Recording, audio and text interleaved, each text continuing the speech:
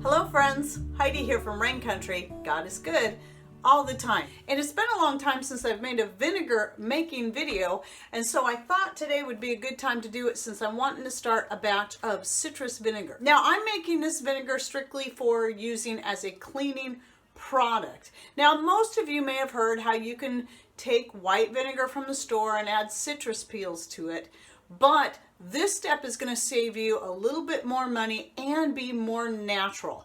So the white vinegar you get from the store is typically going to be made out of genetically modified ingredients. I think it's potatoes. I don't remember for sure, but whatever it is that they use, it's genetically modified. So I try to avoid using white vinegar even for cleaning. The only thing I'll use white vinegar for is such as unclogging sinks or for soaking the toilet, because sometimes the toilet will get buildup, mineral buildup, and if you soak it in white vinegar, both the tank and the bowl, it will remove the mineral deposits and then it'll flush better. So just a little side note there. So I will stock up on some cheap white vinegar just for using for those things. But everything else that I do with vinegar, I use my own homemade vinegar from scratch. So this is going to be entirely from scratch. So before I get into actually making the citrus vinegar, let's talk a little bit about what I have here. I don't make vinegar a lot through the winter. I'll usually have one batch going every once in a while. Most of my vinegar making happens late spring through early fall when I've got different fruits and herbs and flowers coming in that I'm harvesting a lot of, and then I start making my vinegar. But since we've got, the other day I had bought some pineapple and it didn't taste as great as I'd hoped, but it was really cheap. So I took some of it and decided to start a batch of pineapple vinegar. This one, right down here, you see the lighter color mat that's right on top? That is the mother. It was actually floating. It's really thick. It was floating on top until after I brought it out here and jostled it around, and then it sunk to the bottom. But your vinegars will typically, in storage, they will form a mother, and I do not refrigerate my vinegars. I usually work through them within a few months to 6 months tops. And so I don't worry about them going bad, especially since I've been doing my vinegar the way I do it now. It's a nice high acidic vinegar. I would say the acidity is probably, the acidity is at least at 5%, if not higher. Because I've been yielding about a 3.5 to 4 pH on it, so the lower the pH, the higher the acidity is. And what you want is you want to have at least a 5%, and I'm positive that's what these are. And at a 5% acidity, they have more use. You can use them for cheese making and all kinds of things. I will go ahead and link to my many uses for homemade vinegar right here. But also they will keep in storage for a lot longer without having to be refrigerated. Now I do keep them in a dark cabinet back in a cool room. But anyway, I never have issues with my vinegars going bad. But they will form a mother. I often just feed the mother to the chickens when I'm ready to strain this out again to use it. But you can take it and do whatever you want with it. You can convert it into a kombucha SCOBY, which one of these days I may do. I'm just not a big kombucha person. So this, I believe, is just a basic apple. Let me smell it. Yeah, I'm pretty sure this is apple. It smells like apple cider vinegar, and it's, since I didn't label it, usually that means it's apple, and I've made it from, just some of the little teeny tiny apples, the little mangled ones we get from the tree, or any fruit scraps from the apples, the peels, the cores, and all that stuff. And no, I don't worry about the seeds. The seeds are not going to hurt you. I eat apple seeds frequently. So anyway, this one here is calendula vinegar. The floral ones are the ones I typically like to use to wash my hair. This one is just a mix of florals. This is pansy, roses, lavender, and mostly those. So you can see there's some ideas. Fruit vinegars are the ones I'm going to use more for other things, just anything in the kitchen related to cooking. But I use herbal vinegars for that too. Raisin vinegar is a really good one for sauteing. You can use these for marinating and, again, for cheese making and whatever. But again, check out my video on the many uses. I go over a lot more detail about that there. Okay, so you can see here, this white stuff at the top, This is not mold. This is just some of the mother, you know, that's been broken up from me stirring it. And typically what I do is I'll stir my vinegar once a day for at least the first 2 weeks or longer. Once the fruit gets to the point that it sinks to the bottom and it starts to form a SCOBY on top, I don't continue to stir it. It usually will be fine after that. It's not going to form any mold on top. So the purpose of the stirring does a few things. And I used to not stir my vinegar, but since I started doing this, this is one of the big steps that the main things I've done that's really increased the acidity of my vinegar.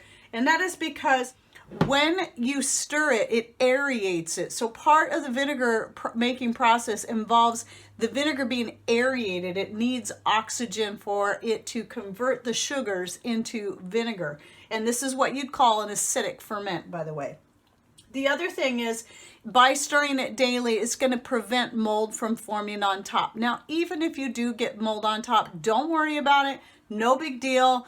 It's going to get killed by the actual vinegar once it's made. If you notice, the mold will only form on the top. You can lift it off and throw it out at any time. It used to be when I didn't do the stir method every day and I'd get mold, I'd just wait till the process was done because the mold was only on top, and then I would toss it. And if the mold turns black, it's not that scary black mold. All it is the regular mold that's totally safe that has aged, it's dried out and then aged, and it just turns dark. That's all it is. And so anyway, yeah, that's just two of the main reasons why it's a good idea to stir it. And then if you decide to add more sugar to make a stronger vinegar about 1 or 2 weeks in, then you'll want to stir it to get that sugar dissolved. So on to making the citrus vinegar. So what I have here are peels. I even have a couple of chunks of an old orange I stuck in there just to get a little bit more of the fruit and all that in there. But mostly this is all lemon and orange peels. So I just been saving them up in this jar as we eat and, you know, peel and eat the oranges and lemons, and had it in the fridge, and now I've pulled it out and I'm ready to make the vinegar. So to this, I'm going to add a 1/4 cup or so of sugar. Now I'm using evaporated cane sugar. Be careful about using sugars that are really high in minerals. The minerals can affect, if it's too high in minerals, it can affect your ferment. Honey is a really good option. Honey ferments super, super easy. I don't use honey because it's very expensive. We don't have bees, so it's not free for us. It's really an expensive thing to get, and I'm not going to buy the cheap honey from the store because it's been cut with corn syrup, genetically modified and stuff like that, so I won't buy that kind of stuff. But anyway, so I just pour it in there over my herbs, my peels, whatever it is I've got in here. And then on top of that, I'll just pour my rainwater right over the top of all of it. Now, one thing you want to keep in mind is you want a good quality water. I do not recommend using city tap water. However, if it's all you have, then we have a rainwater setup. You know, we collect rainwater, we filter it out ourselves. But so that's what we use. But for a while when I was doing things like this, all I had was the tap water. I wasn't going to go to the store and buy a bunch of water. To me, it just seems silly buying water from the store. So there are things you can do to get the chlorine out. You got to aerate it. You can boil it. You can put it in a blender and process it. I used to simply put it in a big jug like this without a lid and just put a cloth over it and let it sit for a few days. Because it's such a small opening, it can take longer, and then the chlorine will evaporate out. The only bad thing about that was our city water is fluoridated, and so that's not going to get the fluoride out. You have to have a special filter, a special fluoride filter to get the fluoride out. Now the fluoride's not going to kill your ferment, it's just not healthy. So if you're making it for a cleaning vinegar, it's not going to be a big deal. But if you're making it for vinegars, you're going to like to use it in food, you know, in your bread making, and your cheese making, and your sauteing, and your marinating, then you're going to want to avoid using that city water if you can help it, because the fluoride is bad for the thyroid. That's why we did this, was we took ourselves off the thyroid medication, and we needed something better, and we needed to get away from the fluoride. Okay, so now, obviously, all this sugar isn't going to dissolve really well. So I just put the lid on and shake it up And there we go. And it will dissolve over time. So even if you see a bunch sink down to the bottom, don't worry about it. You're going to be stirring it every day anyway for the first week to 2 weeks, maybe even 3 weeks, and it's going to dissolve. Don't worry about it. Now, the other thing that you're going to want to do is take a cloth, a clean cloth. I always use fabric scraps. You can use coffee filters if you want. I prefer using fabric scraps because I have a lot of them. In fact, I'm surprised I forgot to say this one in all the many things to do with fabric scraps. I'll link to that video up here if you're interested. But anyway, I'm like, I can't believe I forgot that one. And I'm sure I forgot a bunch of other ones. Anyway, I just do this because then I can just wash them up and reuse them, and I always have a ton, and it doesn't cost me any more money. And then just put a rubber band around it that will keep the dust and the bugs and the gnats and whatever out of your vinegar, and just keep it clean. So you just every day you'll want to take the lid off, stick your wooden spoon or chopstick in there, and just stir it the best you can. This is a little harder to stir than some things because of the peels, but at least push down on it like that. Just keep it moving around, aerate it a bit, and then you cover it back up. The best place to put your vinegar while it's in the process of turning to vinegar is in a place that you're going to see it, so you remember to stir it, and also in a place that's going to stay fairly warm. However, even if it's kind of cold, like I am doing this in our rec room, and it's rather chilly right now. In the spring, it can still be kind of cold, especially in that room. We do not keep it heated. It's far away from our wood stove, so it doesn't get a lot of heat in there. And so I make vinegar in there even when it's chilly, and it still turns out great. However, if you're only going to do a jar or so, and it's in a place you can see it, on top of your refrigerator is a really good place because it stays warm up there, and warmth will help with the fermentation process. So, in turning it to vinegar. Now, one more thing I want to mention is if you're curious about the acidity of your vinegar, one method you can use, there's all kinds of different things you can use, and none of them are going to be absolutely accurate, but at least to get a good idea, you can get some pH strips. Now, the last time I looked on Amazon, I couldn't find these particular ones. These ones I like better than the first ones I was getting, but I will link to whichever ones I can find below. Hopefully they'll have these again, and I'll try to link to them. But even if they don't, and I have the, or they have them when I put it in there, and then you come back and you go to click on the link and they're not available, then as long as you go through any of our Amazon links, we still get credit. It doesn't matter what you buy. As long as you go through the link, we still get credit. You can buy whichever set of pH strips you can find. These ones I like better because they're more accurate. They have a broader scale that you can go by. And so I was more easily able to tell that my vinegar was at about a 3.5 pH. So it's just a really good way to check. So what you do when your vinegar, when it's all done, you just take your strip, you dip it in there, you pull it out. I do have a video somewhere out there showing how to do this. But basically you just swirl it out around in there for about a second or two, pull it out, and within the first 15 seconds, compare it to your color chart on here, and you'll be able to see what your acidity is. Now, I really don't even use these anymore because now that I'm really familiar with how the vinegar should taste and smell when it's at its highest acidity, then I go by that. And then if I'm unsure because I'm thinking, well, this doesn't smell strong enough, it doesn't taste strong enough, then I'll pull out a pH strip and test it. Now at that point, I can either choose to keep it and just use it in something where I don't need it to be very acidic. I don't want to use it in cheese making because it's not going to work, but it will still work in making, dressings and for using as a hair wash and things like that. But you just can't use it for curdling cheese. It's just not going to work.